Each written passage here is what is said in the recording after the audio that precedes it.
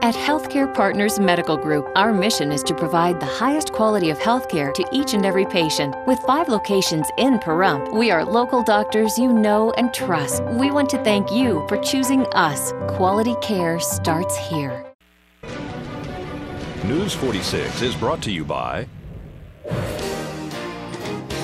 Healthcare Partners.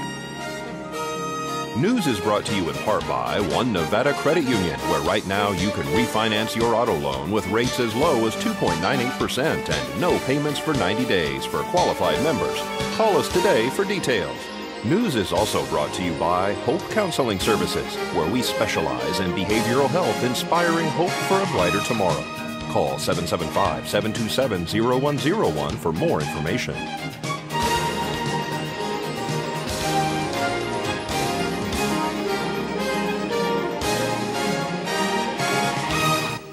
Tonight on News 46, a town board chair responds to an amended lawsuit. Danny Tarkanian asks a judge to set aside a judgment. Healthcare Partners buys yogurt for their patients. News 46 starts now.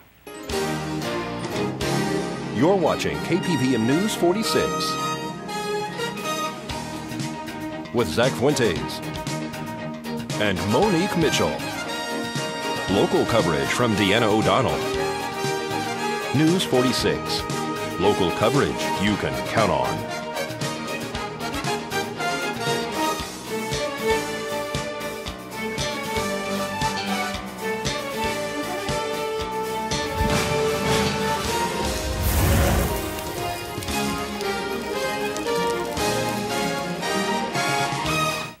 And good evening. It's Wednesday, August 1st, 2012. I'm Zach Fuentes. And I'm Monique Mitchell for News 46. Congressional District 4 candidate Danny Tarkanian is asking a California judge to set aside a $17 million judgment against him and others. The lawsuit stems from a failed real estate deal. Federal Insurance Deposit Corporation is seeking repayment of a loan through the family-owned business called Vegas Diamond Properties. The developer filed for bankruptcy, and the bank that made the loan, La Jolla Bank, was taken over by the FDIC. The agency sued the Tarkanians and others to recoup the loan plus interest. A hearing is set for August 13th in San Diego. And Town Board Chair Vicki Parker speaks about the amended lawsuit filed by Nye County Republican Central Committee Chairman Bill Carnes against the town of Pahrump. It was filed by 2 individuals, Mr. Carnes and Mr. Braun. They've taken the NCRCC off of there. That's correct. And do you know why they did that? Nope, you'd have to ask them. So tell me, they served you personally, even though you're not listed on the lawsuit personally. Actually, to serve the town, they actually have to serve the chair of the town board. And so I was served personally. And so what does the new lawsuit have differently than the other lawsuit, in your opinion?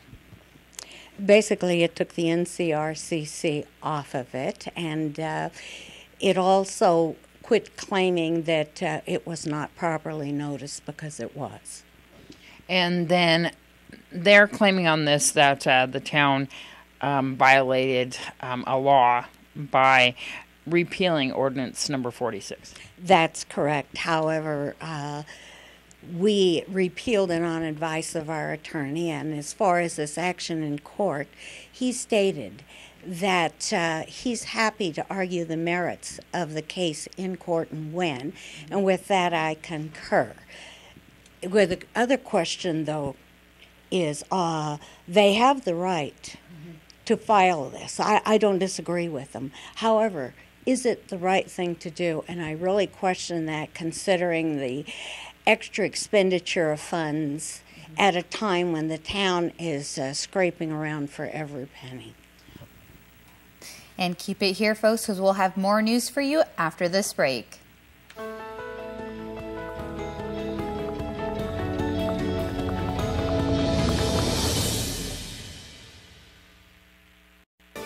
This portion of the news is brought to you by Children's Dentistry of Pahrump, specializing in sedation dentistry, now accepting adult patients. Call now for free IV sedation with dental implant, 751-2184. Welcome back to News 46. Anthony Greco has refiled his $500 million lawsuit against certain town employees stemming from his arrest for suspected arson of his home. He is now appealing the dismissal to the Supreme Court. The court says that he failed to pay the required court fees. Greco is now claiming that he is unable to pay the fees to the court for filing and has asked for a fee waiver. And candidate Frank Carbone spoke to News 46's Deanna O'Donnell recently about his campaign for Nye County Commissioner. Campaign's going pretty good. I'm pretty happy about the results. You know, we get out and talk to some of the people and let them know what we're going to do and try to make everybody understand who I am and the things I'm looking forward to doing as a commissioner. Let's talk about some of those. Okay, let's talk about a couple of things. One, that I'm trying to look at how to make our community, not only here in Pahrump, but our actual community in the county, look more like a business community where we can bring people here, jobs. When I say jobs, businesses to come out here and enjoy what we have in our county, in our town. That would mean we have to change some of the zoning rules that we have, look at the way we do things, advertise a little bit more, make people understand that this is a business-friendly community, and we want you to come out here. We'll look at our tax base, we'll look at our impact fees, and make it friendly for you to be here. Kind of welcoming for new upstarting businesses or businesses to expand here. What's some of the other things that you talk to the people about? Well, again, we have tourism here. We want to improve on that. We want to open up some of the trails. At least I want to work with the commissioners in the town and also the rest of the county. So open up some of the trails that are here and allow for more of the tourism to come here.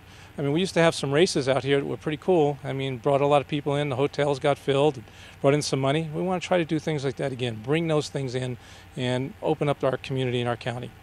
What's some of the things that you're hearing from the citizens, their concerns? Well, some of the concerns is one, they don't get a chance to go to commissioners' meetings. I think you and I talked about that once before, where I'd like to bring them to a different time slot when those people can actually go to those meetings. I know that they can look at it on a computer, but you know, on a computer you can't get up and during public comment and make a comment. So it'd be nice to have at least one, maybe a month, or maybe work something out where we can have split shifts and get those meetings to be at a different time frame. And what do you hope to bring as far as when the citizens talk to you about jobs? Is it bringing the businesses in here? Well, again, matter of fact, I'm talking to an individual now that's trying to bring a business here. He's looking for a place to do some assembly work. So I've had some communications with Pam Webster on maybe helping this individual get a place here, looking for a place to start his little business, bringing things in, assembling it here, and then shipping it from here to wherever it has to go.